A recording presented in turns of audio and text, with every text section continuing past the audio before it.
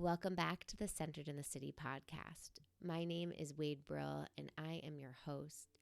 This podcast is all about exploring what it means to be centered or find our center amid the chaos and ups and downs and twists and turns of living in this modern day world. So let's settle in and let's get centered.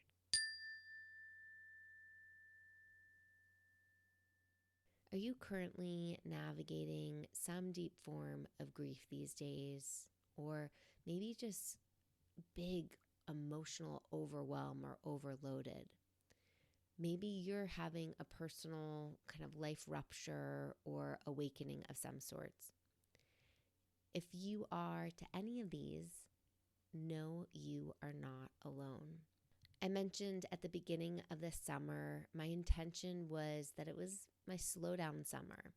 There was a lot going on emotionally, personally, familiarly, and instead of filling my schedule with all these things to do, the intention of the summer was to slow down to savor, to simplify. And now that we're out of summer and officially stepping into fall, I can say with hindsight, that was the best decision. This summer, the last 6 months, I have been going through some deep shit. I will save details because I want to respect the privacy of the many people that are involved. But there's been some big life ruptures in my life, some opportunities that have really shook my sense of self and made me question and explore a lot of different concepts and do a lot of healing work.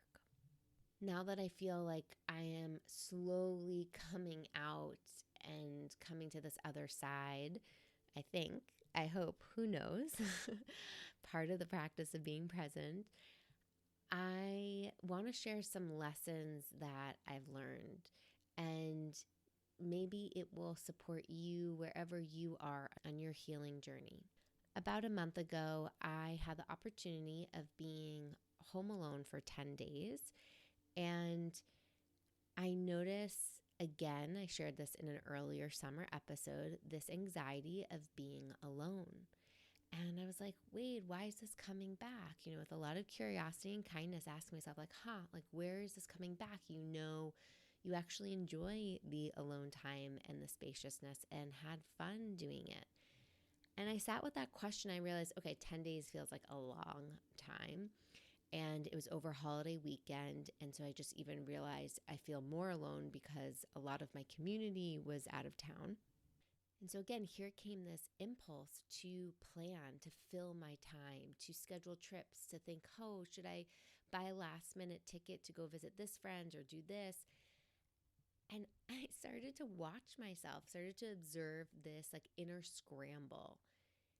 And it was in that moment of recognizing that scramble, that desire to cling to something, to avoid feeling these intense emotions of loneliness, fear, grief, anger, frustration. All of these things were just bubbling up inside of me. So I decided to myself, I said, you know what, Wade? You get to accept that all of this is happening right now. All of this discomfort, all of this anxiety, all this grief, all of this frustration, all this anger. You have to accept it's all right here. And when I was able to do that, I said to myself, you know what? These next 10 days, I am giving myself full permission to be in what I call a healing hole. That's right, a healing hole. I didn't want to be around people. I gave myself full permission to be in some deep healing. And I want to share with you 3 different lessons that I learned through this healing hole experience. And I hope that it is supportive to you wherever you are in your journey of healing.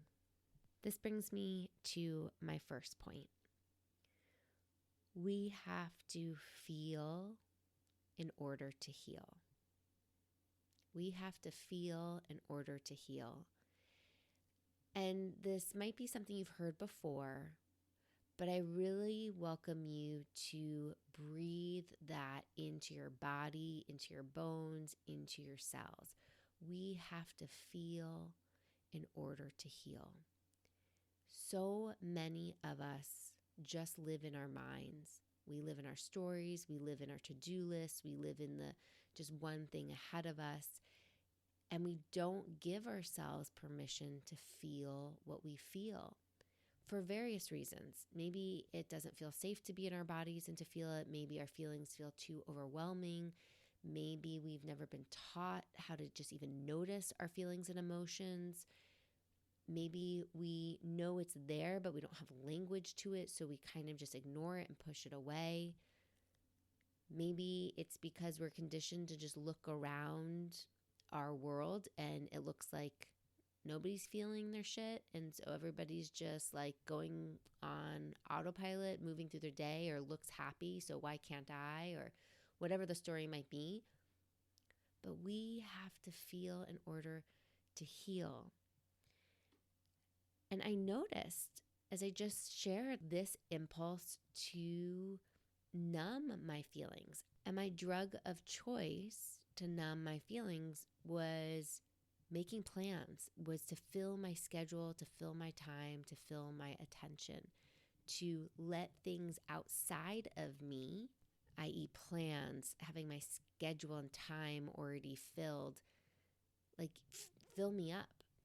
And instead of choosing that drug of choice, of planning, of scheduling, I put myself in my healing hole. And there were times where I was like, why am I doing this to myself? Is this punishment? Am I enjoying this? And I just came to this terms of it was necessary. It was necessary for me to take up literal and figurative space in my home to just feel what I was feeling. I didn't really see many people. I saw a select few of people. I made very limited plans, like playing tennis with somebody or a dinner out with a few people 1 or 2 nights. But a majority of the time, I was trying to connect to my inner child. I was trying to do a lot of play or creative expressions or just cry.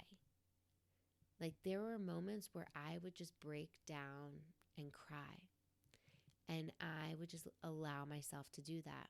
So instead of choosing activities that I felt was going to numb me, distract me from what I was feeling, I really slowed down and practiced discernment and asked myself, what's going to bring me joy? And not from a place of joy as like this happy pill that I need to take and pretend all is good, but joy meaning what's going to like give me energy and life and capacity so that I can also be with the suffering, so that I can also be with the grief and the pain and the anger and the frustration and the anxiety that was all swirling inside of me. Because sometimes if we just go straight into the intense emotions and we don't have something to counterbalance it, like love and joy, it's not very helpful. It doesn't give us full access. So this brings me to my second point in the healing hole journey, which is to talk to people. Being in a healing hole doesn't mean complete isolation and shutting myself off from the world. It means being really intentional about what enters this healing hole space. And I knew I didn't want to be fully alone. I was feeling super vulnerable. So I was very careful around who I connected with. but I reached out and connected with people. And I was vulnerable. And I want to make that like the point here is to reach out, connect with people, share what's on your heart and your mind, and be vulnerable. Share and connect to the people that you feel safe and loved by. I was speaking to aunts and uncles and cousins and some friends and sharing with them what has been going on. And I felt myself receive the love of these people, receive the love and care. So not only was I, over the last 6 months of going through this deep rupture, working with my therapist, working with my coach, investing still in my mental health and well-being, but leaning on your people who love you, who are there for you, is so important. I can sometimes get into this trap of thinking I can do it all alone. Like I have all the tools, I'm so emotionally aware, I can do it all alone. But the fact is I can't. And I know and I knew that I needed my people.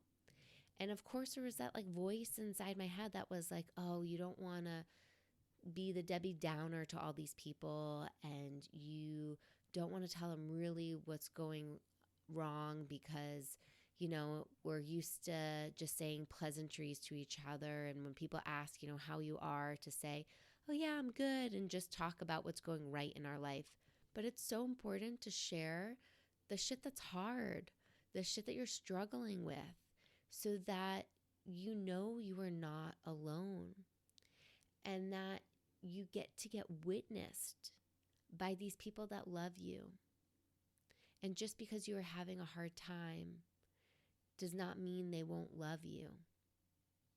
So for me, this was just such a deep reminder of like, reach out to my people, receive love, because love is the most powerful healing balm there is. Part of my inner work, was love bombing myself, was love bombing, going to my first point, right? Going to those places that were feeling hurt and giving love to them, giving acknowledgement. And to keep giving that to myself, I also realized I needed to receive some love from my community, because as social beings, we need that sense of connection. We need that sense of belonging. The third point that I want to share that I learned while in my healing home, as I spent so much time nurturing, licking my wounds, healing my inner wounds, I realized that I needed and wanted to build some trust and confidence with myself. To remember I am capable, like I am capable of doing things. I am capable of moving forward. When going through hard times, when life feels just really intense for whatever the reasons are, heartbreak, breakups, burnout at work, just emotional exhaustion, whatever it might be, disappointments, it can be really easy to want to abandon yourself, to join the conversations of not good enough and shame. But if we abandon ourselves, like what good does that do? In my opinion, none. It just brings us deeper into a spiral. And sometimes we really need to like crash, hit that kind of rock bottom to realize things need to be different. But if there is just one thing you leave from today's episode with, is to never abandon yourself. You are too amazing and beautiful and such a gift to this world to abandon yourself. That whatever you did or didn't do, or whatever feedback you got, or whatever ruptures might be happening in your life, or whatever losses, that it doesn't affect who you are at your core. We can do things that are out of alignment of our character, or we can do things that offer us opportunities for growth. But you at your essence are amazing. One of the ways in which I practice building this trust and this inner confidence was thinking about like, what is one tiny goal and promise I want to keep to myself. And it could be anything. It could be, I'm going to take a 5-minute walk every day. It could mean I'm going to cook myself a really extravagant, fancy dinner. For me, it was, I'm going to write every day at least 500 words for the next 10 days. And keeping that promise to myself was this deep sense of honoring. It didn't really matter how good my writing was. I wasn't judging the quality or what was the impact. It was literally just to write and to be committed to my writing practice and to follow through. And that sense of honoring, of staying committed to something that I said was important, was so powerful to helping build inner trust, inner confidence.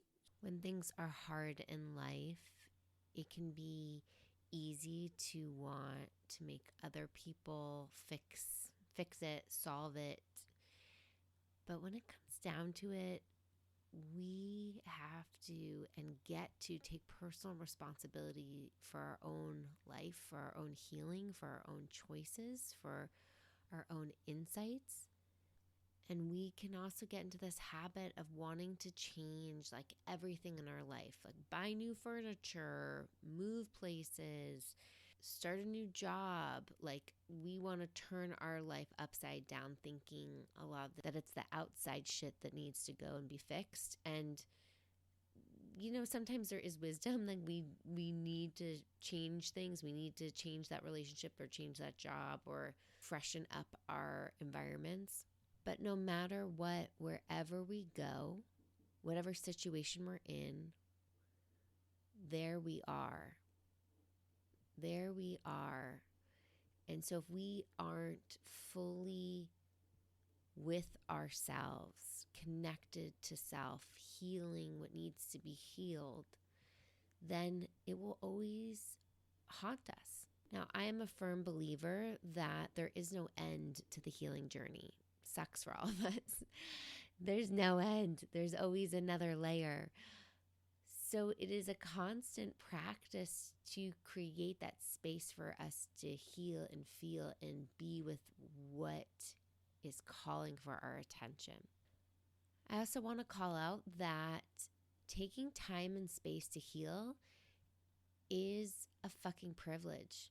When one is grinding nonstop and is working multiple jobs or is taking care of young children that need a lot of time and attention, or maybe caring for elderly parents, or the bandwidth is very limited, and our sense of healing gets squeezed out.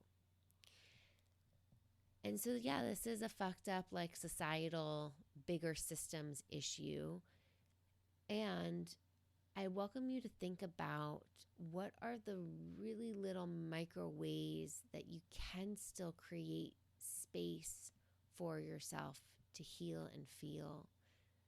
Maybe connect with others, build that inner confidence. Maybe you don't have 10 days like I did to just go deep and be in it. And let me just be clear that the 10 days wasn't the whole healing journey. I've been on this for 6 months plus, but this 10-day intentional healing hole was just a whole new level of connecting some of the dots and creating space to heal after processing. Because I think with healing, there's a whole layer of just needing to process what you're needing to heal. and make sense of it all and orient to it.